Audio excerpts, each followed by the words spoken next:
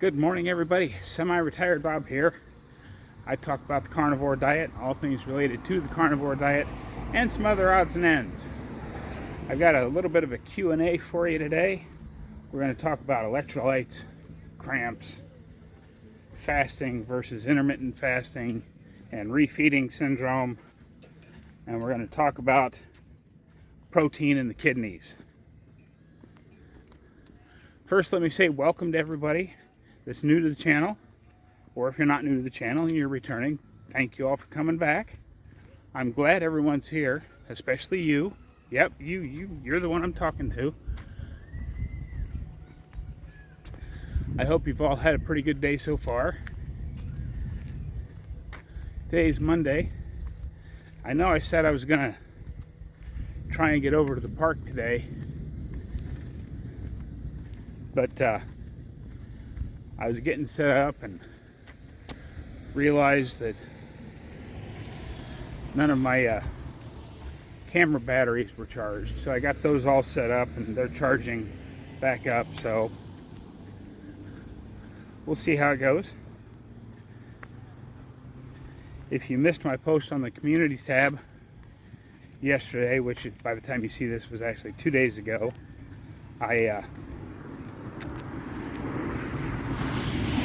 after recording Sunday's video, I decided I was going to walk a little more just because I felt like walking some more. And I broke the 3-mile mark on Sunday, which was just yesterday. But 2 days ago, when you're going to see this.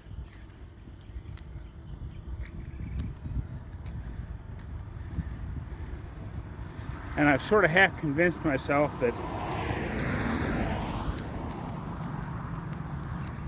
part of the reason why I jumped up in distance so easily is this parking lot is very flat. Right up here where I turn the corner, there is a little bit of a downhill pitch to it that I can notice. But other than this corner right up here, the entire parking lot is pitched down towards this back corner for drainage. But right here, where I turn this corner, for just about 5 steps, is all I can really tell is downhill. Because, you know, if you do a lot of walking, you're going downhill, especially if you have arthritis, you can feel the pressure on your knees just a little bit. Downhill is actually a little harder than uphill. So, but anyway, let's get right into it. I had someone ask me about electrolytes. How much do I use? What do I use? Did I use more at the start? So let's just dive into this thing from the beginning. When you first start the carnivore diet or any ketogenic proper human diet, the first thing your body starts to do is dump inappropriate inflammation. And which is basically water, that excess fluids that your body's holding on to. And included in that excess fluid is electrolytes. So when you first get started, the first thing I would do is make sure you're getting enough salt on your meat when you first start. And the way you do that, as Dr. Barry would say, is you salt the taste. You know, if you put what you think is enough salt on your food, but then you eat it, and your taste buds and your brain go, you know, that's pretty good, but it could use a little more salt. Go ahead and put a little more salt on it. And on the other side of that, if you taste your food and go, wow, that's a little bit too salty, you know you put just a little bit too much on. Your taste buds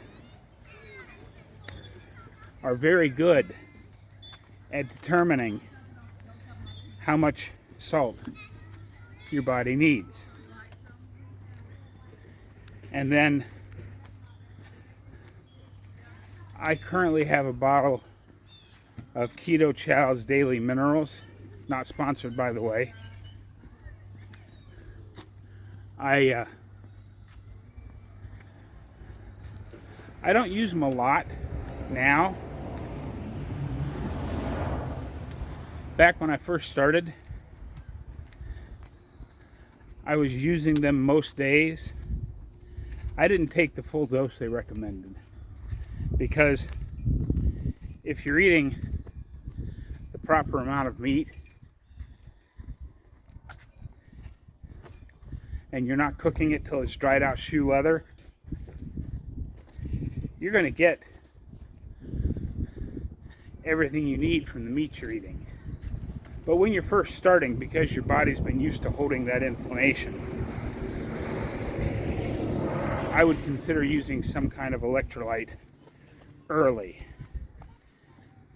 Whether it be the Keto Chow Daily Minerals, I believe they have an electrolyte drop. There's Drink Element, LMNT. I've talked about them before, not sponsored again, but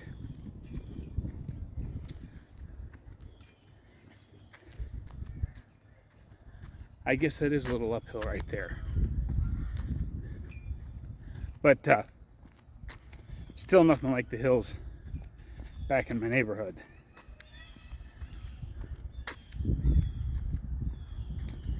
And then as you progress, and what I did with the electrolytes, I used a little bit to start, and then if I was going to be outside for an extended period of time doing stuff in the hot Nebraska sun where I knew I was going to sweat, I would take some more electrolytes before I went out and another little bit when I got home. So basically you just have to listen to what your body's telling you, which brings us to one of the ways our body tells us that the electrolytes might be out of balance is you're getting leg cramps at night. Now, I said it might be the electrolytes because there are several reasons you could be getting cramps at night. The first thing everybody always says, because they're usually right, is you need some more electrolytes. And for many people, they get a cramp in the middle of the night, they go take some electrolytes, and the cramp goes away almost immediately. But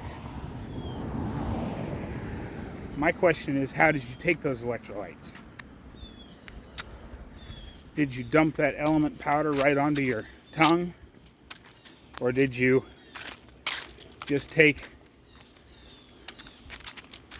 a half a bottle cap full of your daily minerals and power it down?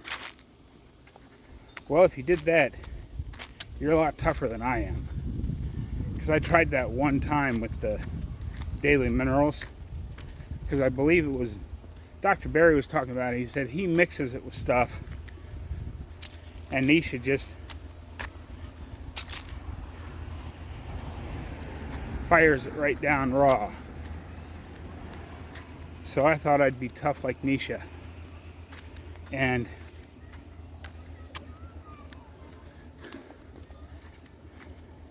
it was awful. It tasted bad. And no matter how much water I drank, I could not get my mouth to recover. And my throat felt not really raw, but kind of a rawish feeling for a couple hours afterwards. So I said, okay, I'm not going to ever do that again. And did what most people do. I mixed it with water. And what did I say back at the beginning? When you first start this way of eating, your body dumps inappropriate inflammation. So your leg cramps may not actually be the electrolytes themselves that are causing it, but it could be that you're just a little dehydrated and needed some more water. So I know Dr. Berry says drink when you're thirsty, and once you get into this way of life, that's very good advice. And I'm absolutely 100% sure he's right. And here comes the but. I'm going to say but when you're first starting, because your body is dumping all that inappropriate inflammation, which is basically your water and your electrolytes.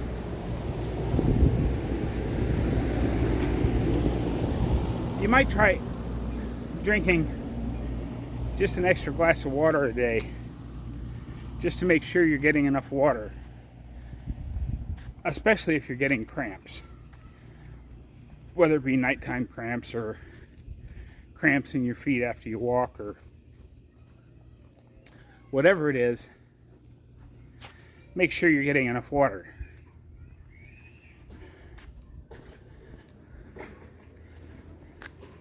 But I got several comments from people that they like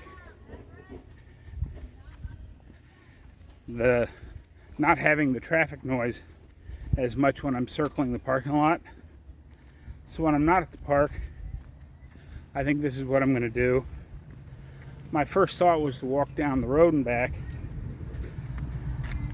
because that's what I did at home. And yeah, there goes another truck. You can tell I'm on the top side of the parking lot right now. But walking down the road gives you something different to look at behind me, rather than just the same scenery over and over. Because we certainly know you're not watching this video to look at my ugly mug.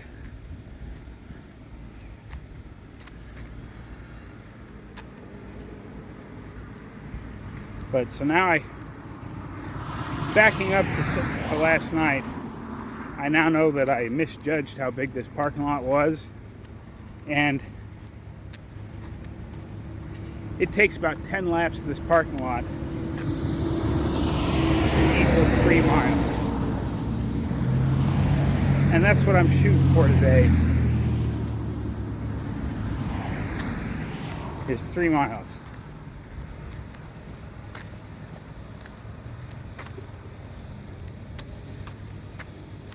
So the next thing, the whole intermittent fasting versus fasting and refeeding question.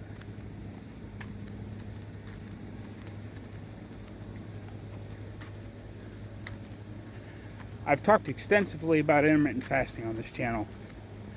Whether you space your meals so that there's 14 hours where you're not eating, or if you go to 2 meals a day and you eat in about a 6-hour window, giving you an 18-6, as it's commonly called. Or if you do what I do and you eat 1 meal a day,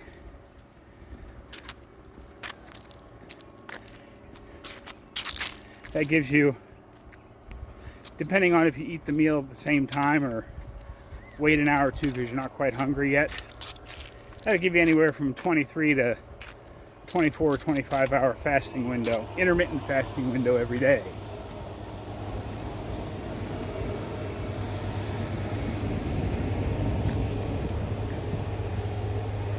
Sounds like the farmer's working on his field just on the other side of those woods over there.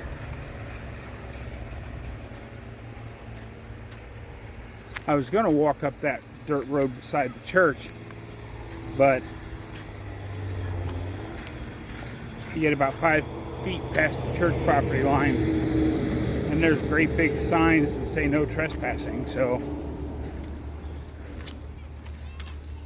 maybe I'll drive up there and talk to him at some point and see if he would mind me, just as long as I don't touch anything. If I just walk up to where his farm buildings are and back. We'll see. I'm really looking forward to getting over to the state park tomorrow, though. But that's what intermittent fasting is, where you have a set feeding window, as it were, and the rest of the day you're just not eating. Because as Jason Fung says, Dr. Jason Fung, he's a nephrologist, which means he's a kidney specialist.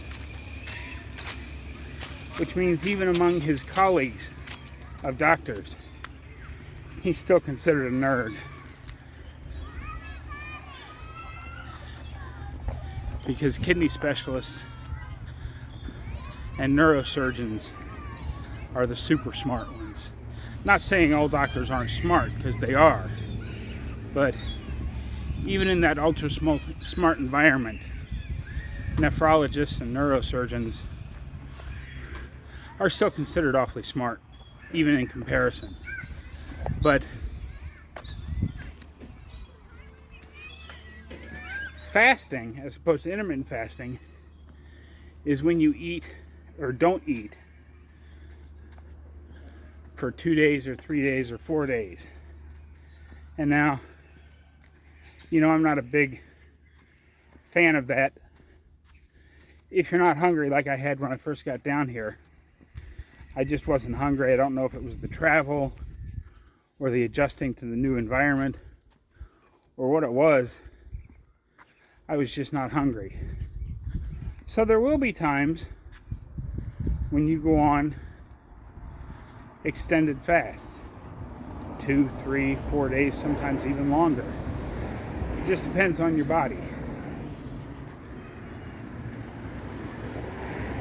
I can tell you, after my 3-day fast when I first came down here, I literally had to force myself to eat a little something. And this is where we come to refeeding syndrome.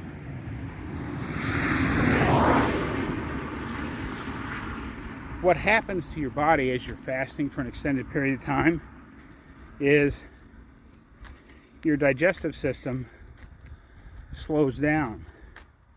Because it's like, well, we don't really need all these acids in the stomach. We don't need all this stuff. So let's slow down. That's one of the ways the body conserves fuel during a fasting period. Is one of the systems that it slows way down is your digestive system.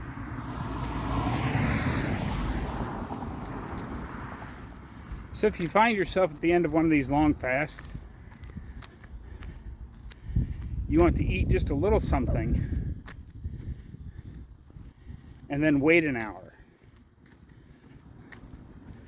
That eating a little something will wake your digestive system up.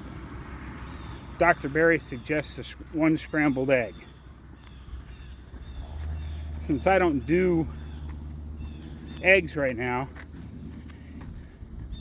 what I did is I cooked up my usual big pile of hamburger, and I just took like 4 bites of it and let it sit for 45 minutes. Then I threw it in the church's microwave, heated it back up, and ate it. Still only managed to eat about half of it, because I guess, I just wasn't really hungry because I'd been on a 3.5 day fast.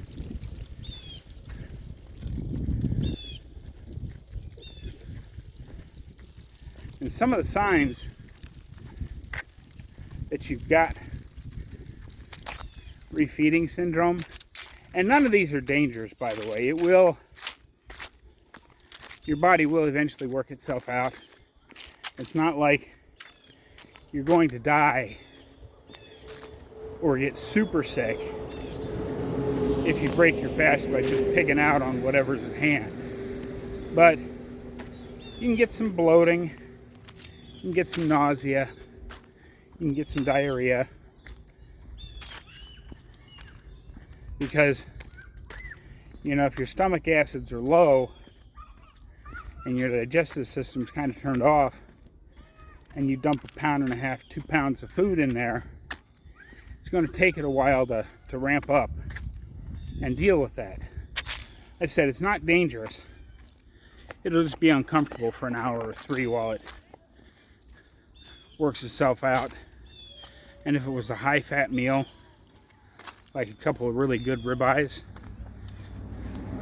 seared just right with maybe a little butter on top of them, that much fat, if you're actually in refeeding syndrome, you're going to get a little diarrhea. Like I said, none of it's dangerous. You just got to be prepared for it. So if you want to go ahead and gorge yourself after a fast, you can.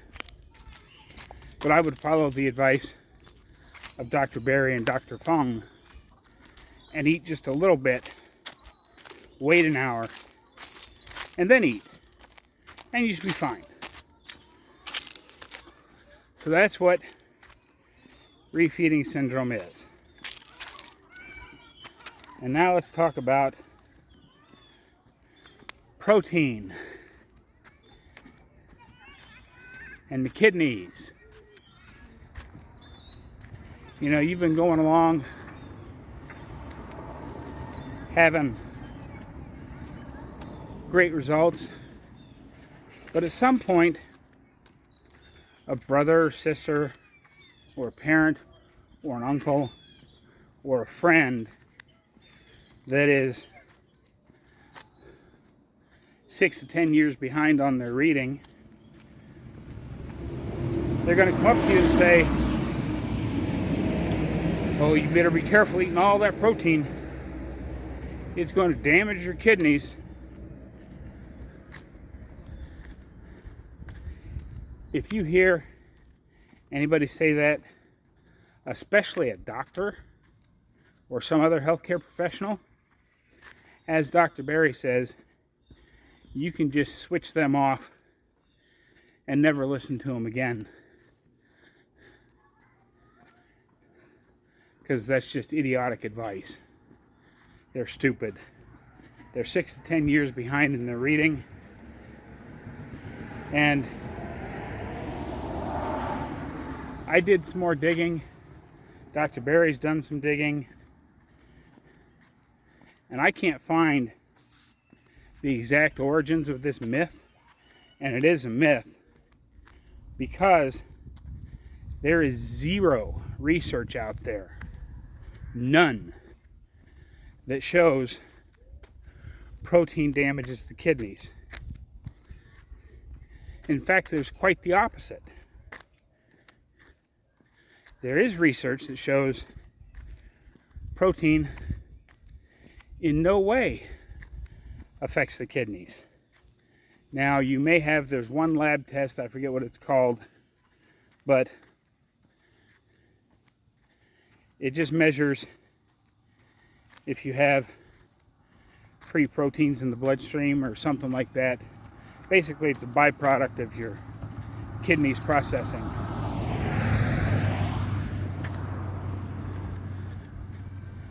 All it shows is that you ate a lot of protein that day. It does not show any fact that the protein is causing kidney damage. Now, there are other markers that show definitively kidney damage, and those are the ones you want to look at. And if you want to know what the exact tests are, there's a book out there written by Dr. Berry and Kim Howerton called Common Sense Labs, and that'll tell you all you need to know about what lab work you should be having done, what the common normal ranges are, and what they believe the actual normal ranges are for people on a carnivore diet. So I think you can order that book through Kim Howerton's channel. I'm pretty sure there's a link in Dr. Barry's channel as well. So be sure and check that out. And Dr. Barry did a video. The title of Does High Protein Diet Harm Your Kidneys? And I suggest you watch that. But then that's the video where down in the description, or as he says down in the show notes, he has links to 3 different studies that show just the opposite. That high protein diets do not harm your kidneys one little bit. I got to check my notes here. I know there was more I wanted to say about this. And I can't read them upside down. Yeah, I covered the no research. There are no harmful effects to your kidneys from processing protein. None whatsoever. And again, you can check that research. He said again on this topic, Dr. Barry's already done all the heavy lifting. He's got the links to the research. I've looked them over.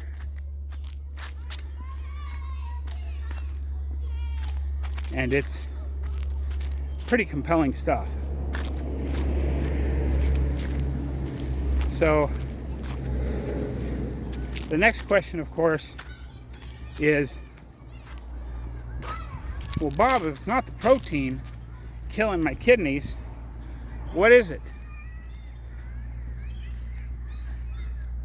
In those same studies, it shows that a high carbohydrate diet and a low fat diet, the standard American diabetes, the American Kidney Association, the American Heart Association, all of the association, or I like to call them association diseases because they have a foundation. All of those places are recommending basically a standard American diet. Low fat, high carbs. They don't actually say high carbs. They say lots of whole grains and fruits and vegetables and leafy greens. Well, not only is that diet very high in carbs, that diet also has all the anti-nutrients that some plants contain that can actually damage you further.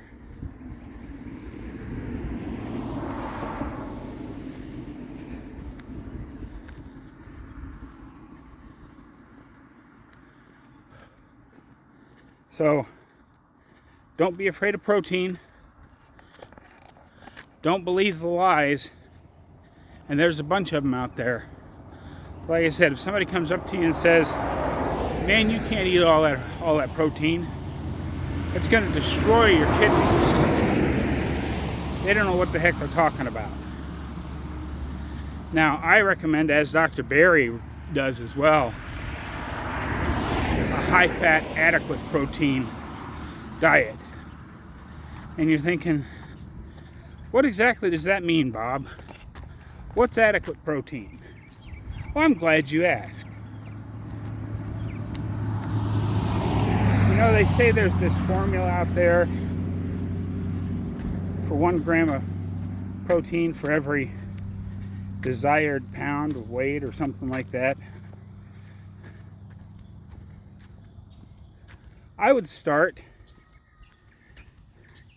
again, you don't have to count, but if you're one of these people that counts, I'd start at about 100 grams of protein. And with the associated fat that comes with it, you're going to be somewhere between 1.5 to 1 fat to protein to 2 to 1. If you think you're falling a little short on your fat because you're like me and you can't afford to eat ribeyes, add a little butter or ghee, or cook your meats in bacon grease. That'll up the fat content a little bit and get you right where you want to be. And I'm not a huge fan of counting anything. If you don't want to count, don't worry about it. You can't actually get too much protein. If you eat more than your body can use and process, it'll just dump it out, which is where that one lab result that I was talking about earlier comes from. So don't worry about it. As I've always said on this channel, eat the meat, add the salt, drink the water. It's as simple as that. You don't have to overthink this stuff.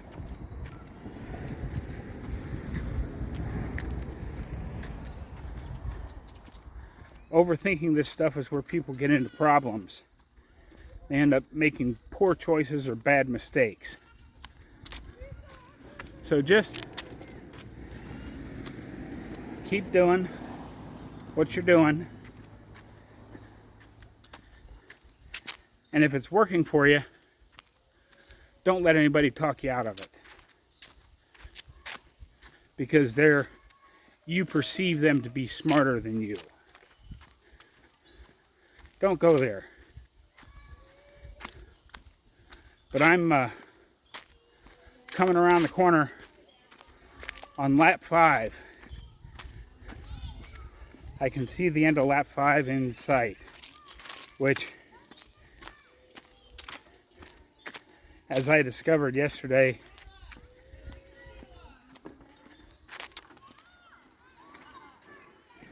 was like 1.61 miles. We'll see how close the pedometer in my phone is, because sometime today or tomorrow,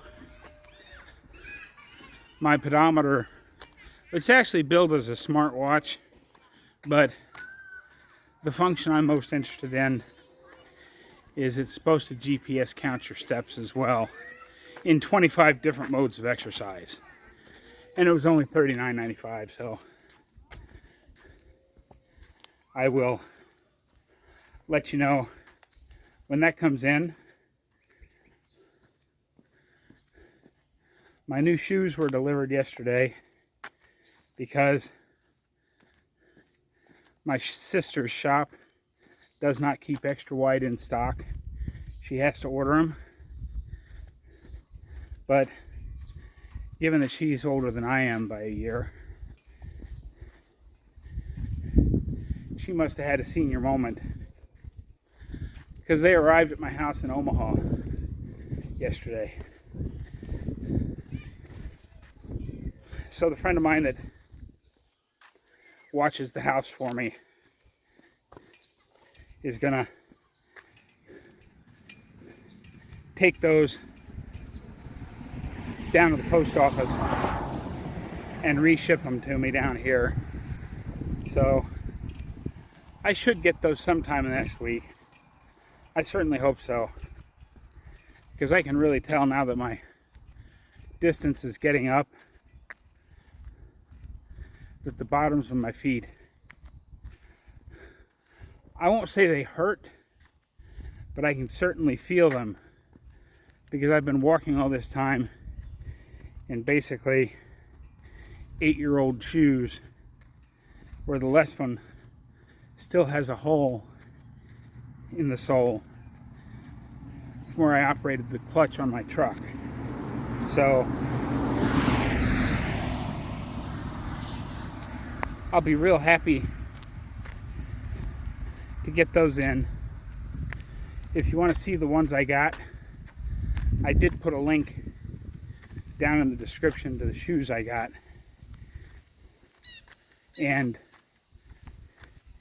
if I remember, I'll put a link to the smartwatch I bought. Just if you're curious, you can go check them out. You don't have to if you don't want to. That's okay. But I've got about 3.5 laps to go here to hit 9 laps. I'm hoping I still have the energy to get to 10 laps, which will put me a little over 3 miles for the day. We'll see what happens. But until I get done, don't forget to stick around or skip forward to the end, because I'll have a few more thoughts for you before I go. But for now, cue the music.